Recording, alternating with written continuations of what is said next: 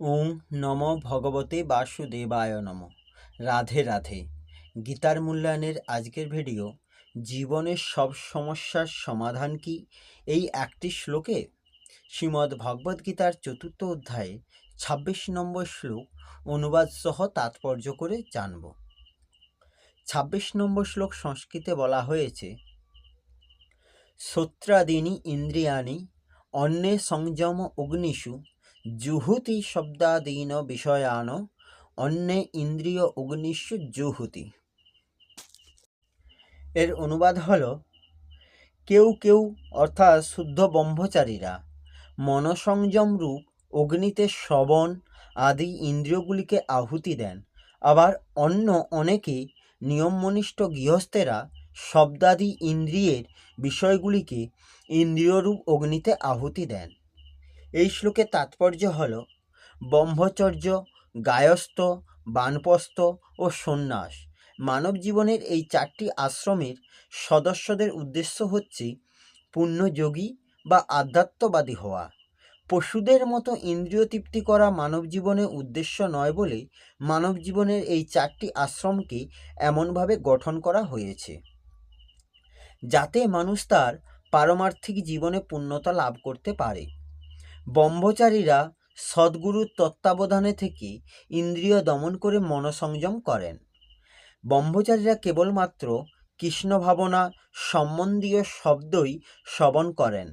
জ্ঞান আহরণ করবার প্রধান উপায় হচ্ছে শ্রবণ। তাই প্রকৃত ব্রহ্মচারী সর্বক্ষণ হরে নাম কীর্তন, পরমেশ্বর ভগবানের মহিমা শ্রবণ ও কীর্তনে মগ্ন থাকেন।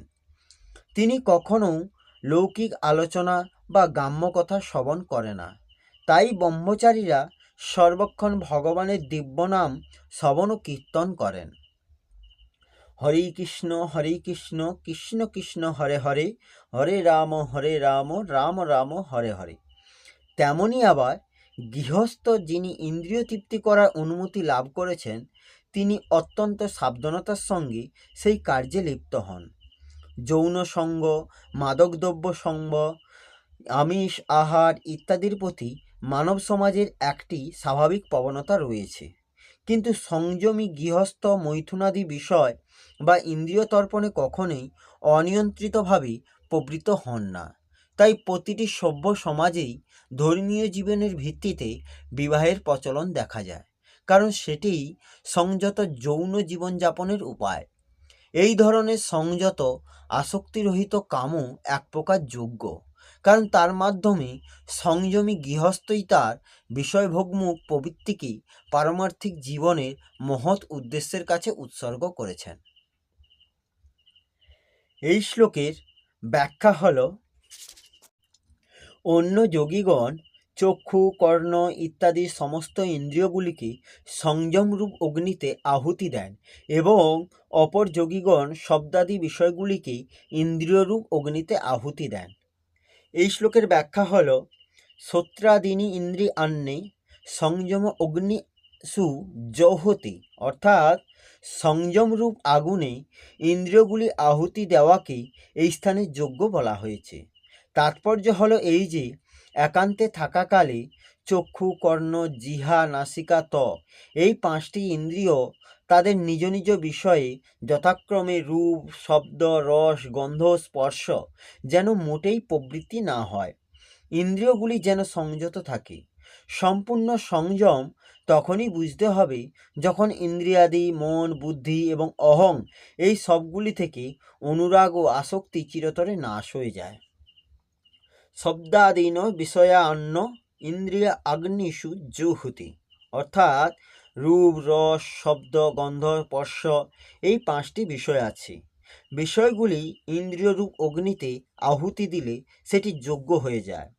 তাৎপর্য হলো এই যে, ব্যবহারকালে বিষয়গুলি ইন্দ্রিয়াদির সঙ্গে সংযোগ হয়ে কাজ করলেও ইন্দ্রিয়াদিতে যেন কোনো প্রকার বিকার উপস্থিত না হয়। ইন্দ্রিয়গুলি যেন আসক্তি ও অনুরাগ বর্জিত হয়। বিষয়গুলি ইন্দ্রিয়াদিতে অনুরাগ বা আসক্তি উৎপন্ন করার শক্তি যেন মোটেই না থাকে। এই শ্লোকে কথিত 2 প্রকার যজ্ঞে অনুরাগ ও আসক্তি সর্বতোভাবে নাশ হলেই সিদ্ধি অর্থাৎ পরমাত্ম প্রাপ্তি হয়। অনুরাগ ও আসক্তি দূর করার জন্যই দ্বিবিধ প্রতিক্রিয়াকে যোগ্যরূপে বর্ণনা করা হয়েছে। প্রথম প্রক্রিয়াতে সাধক একান্তে থাকাকালে ইন্দ্রিয়গুলির সংযম করে। বিচার, বিবেচনা, জপ, ধ্যান ইত্যাদিতে ইন্দ্রিয়গুলি সংযত হতে থাকে। সম্পূর্ণ সংযম হলে যখন আসক্তির লয় হয়, তখন একান্তে এবং ব্যবহারাদির সময় দুই অবস্থাতেই তার স্থিতি একই প্রকার থাকে। দ্বিতীয় প্রক্রিয়াতে সাধক ব্যবহারকালে রাগ, দেশশূন্য ইন্দ্রিয়াদির দ্বারা মন, বুদ্ধি এবং অহংবোধ থেকেও অনুরাগ ও আসক্তি দূর করে দেয়। আসক্তি দূর হলে ব্যবহারের সময় বা একান্তে থাকার সময় উভয় সময়ে তার স্থিতি সমান বা একই প্রকার থাকে। এই হল শ্রীমদ্ ভগবদ্গীতার ৪র্থ অধ্যায়ের জ্ঞানযোগের ২৬ নম্বর শ্লোকের অনুবাদ সহ ব্যাখ্যা। আসবো পরের ভিডিওতে। রাধে রাধে। জয় শ্রীকৃষ্ণ। জয় গীতা।